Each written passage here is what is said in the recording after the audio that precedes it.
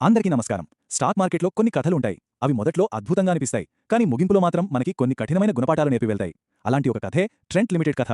ఒకప్పుడు ఇన్వెస్టర్లందరినీ ఉర్రూతలూగించిన ఈ స్టాక్ ప్రయాణం ఎలా సాగింది, అది మనకి ఎలాంటి పాఠాలు నేర్పింది, రండి ఈ విశ్లేషణలో లోతుగా చూద్దాం. చూడండి ఈ నంబర్ +130%. అంటే ఒక్క ఏడాదిలోనే ఇంత భారీ లాభం. 2024లో ట్రెంట్ స్టాక్ తన విజయ ప్రస్థానంలో శిఖరాగ్రానికి చేరినప్పుడు వచ్చిన రిటర్న్స్ ఇవి. నిజంగా నమ్మశక్యం కాని పెరుగుదల కదా. కానీ కథ ఇక్కడితో అయిపోలేదు. ప్రతి ఎత్తుకి ఒక పల్లం ఉన్నట్టే ఆ తర్వాత ఏం జరిగిందో చూడండి. 2026 మొదలయ్యేసరికి ఆ ఆకాశమంత ఎత్తుకు వెళ్లిన స్టాక్ సగానికి సగం, అంటే ఏకంగా 50% పడిపోయింది. ఊహించకని పతనమిది.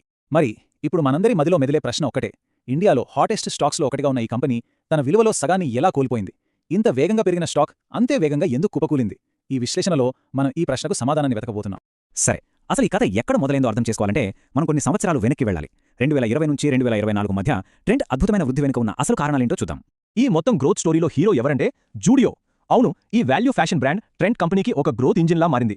పాండమిక్ తర్వాత పరిస్థితి పూర్తిగా మారిపోయింది. చూడండి, ఒకప్పుడు ట్రెంట్ మొత్తం ఆదాయంలో జూడియో వాటా కేవలం 20% ఉంటే పాండమిక్ తర్వాత అది 50%కి పైగా పెరిగిపోయింది. ఇది మామూలు మార్పు కాదు, కంపెనీ స్వరూపాన్నే మార్చేసిన ఒక గేమ్ చేంజర్. ఈ టైమ్లైన్ చూస్తే ఆ వేగం మనకు స్పష్టంగా అర్థమవుతుంది. ప్రతి ఏటా రిటర్న్స్ ఎలా పెరుగుతూ వెళ్లాయో గమనించండి. 2020లో 26%, 2021లో 55%, అలా పెరుగుతూ వెళ్లి 2023, 2024 సంవత్సరాలు అయితే ఏకంగా 129, 130% రాబడులిచ్చింది.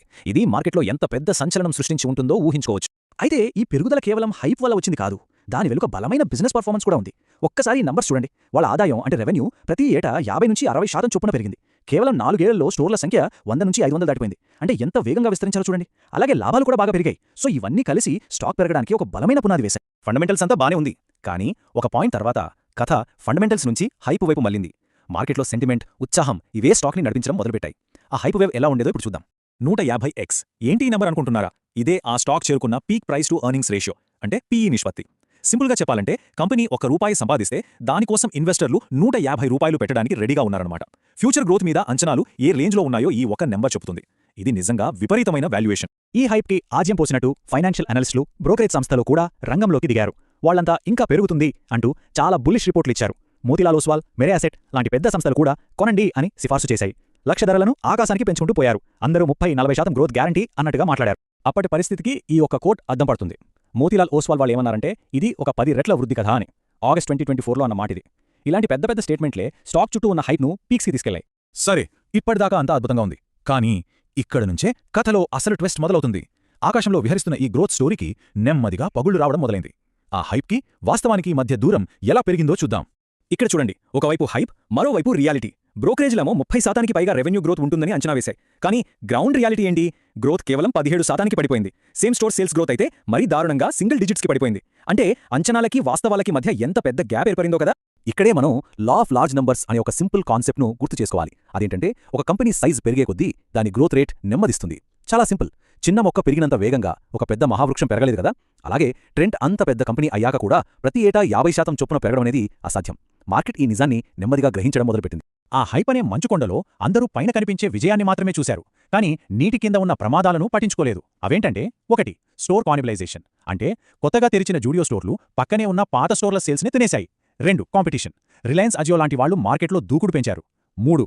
ద్రవ్యోల్బణం, జనాల దగ్గర డబ్బులు ఖర్చు పెట్టే శక్తి తగ్గింది. ఇవన్నీ కలిసి నెమ్మదిగా సమస్యను పెద్దవి చేశాయి. ఇక అసలు ఘట్టానికి వచ్చేశాం. ఆ గ్రేట్ వాల్యుయేషన్ రీసెట్, అంటే ఆకాశంలో ఉన్న వాల్యుయేషన్స్ నేల మీదకి ఎలా వచ్చాయో చూద్దాం. 2025-26 మధ్య ఆ పతనం ఎలా సాగిందో స్టెప్ బై స్టెప్ చూద్దాం. ఆ పతనం మొదలైంది 2025 మొదటి క్వార్టర్లో. స్టాక్ తన peak $8,345 దగ్గరుంది.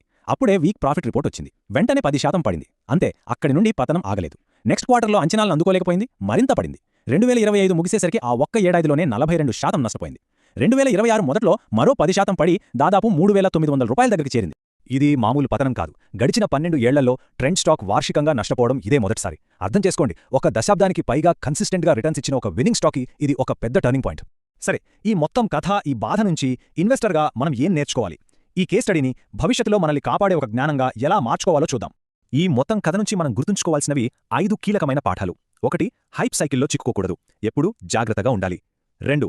Law of large numbers, A company అయినా ఎప్పుడూ ఒకే స్పీడ్తో పెరగదు. 3. వాల్యుయేషన్స్, అవి ఎప్పుడూ ముఖ్యమే. ఎంత మంచి కంపెనీ అయినా మరీ ఎక్కువ ధర పెట్టుకుంటే నష్టపోయే ప్రమాదం ఉంది. 4. కథల కన్నా ఫండమెంటల్స్కే ఎక్కువ విలువివ్వాలి. చివరగా 5ది ఎగ్జిట్ డిసిప్లిన్, ఎప్పుడు అమ్మాలో కూడా ఒక ప్లాన్ ఉండాలి. చివరిగా ఈ కథ ప్రతి ఇన్వెస్టర్ని ఒక ప్రశ్న అడుగుతుంది. మనం డబ్బులు పెడుతున్నది ఒక నిజమైన, బలమైన వ్యాపారం మీదనా, లేక కేవలం అందరూ ఊదిన హైప్ అనే ఒక బుడగ మీదనా? ఈ ప్రశ్నతోనే ఆలోచిస్తూ ఉందాం.